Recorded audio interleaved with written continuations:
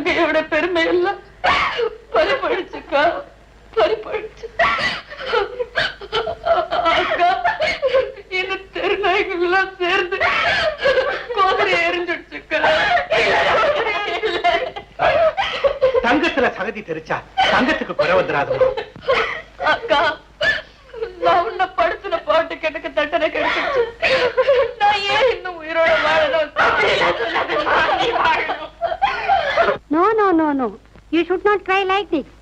You should take complete rest. Understand? Mr. Murthy, she is all right. You can take her home. Thank you, doctor. Arrange to discharge her. Yes, doctor. மாமா,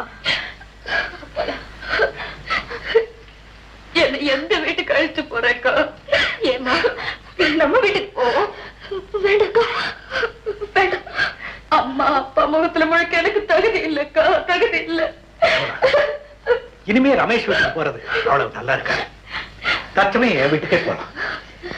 ஆமா ராதிகா, அதான் சரி.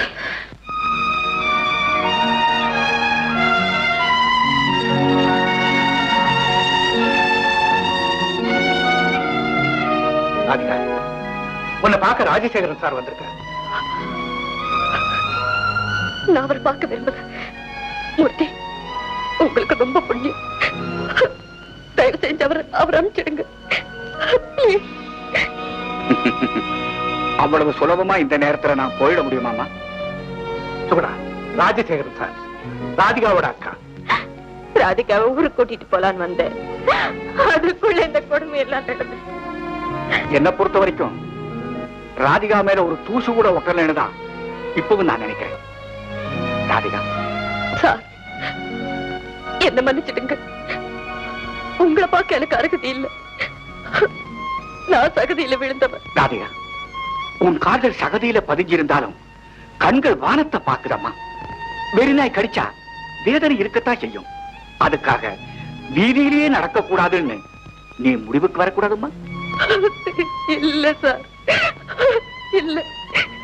எனக்கு ஏற்பட்ட பாவத்துக்கு பரிகாரமே இல்ல. தப்பம்மா, நீ மனசறிஞ்சு பாவம் செஞ்சிருந்தா தானே பரிகாரம் தேடணும்.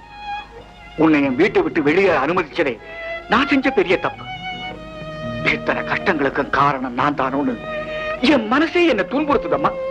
எல்லார் நிம்மதியும் கெடுக்கிறதுக்காகத்தான் நான் பிறந்திருக்கிறேன்னு இப்பதான் எனக்கு புரியுது சார்.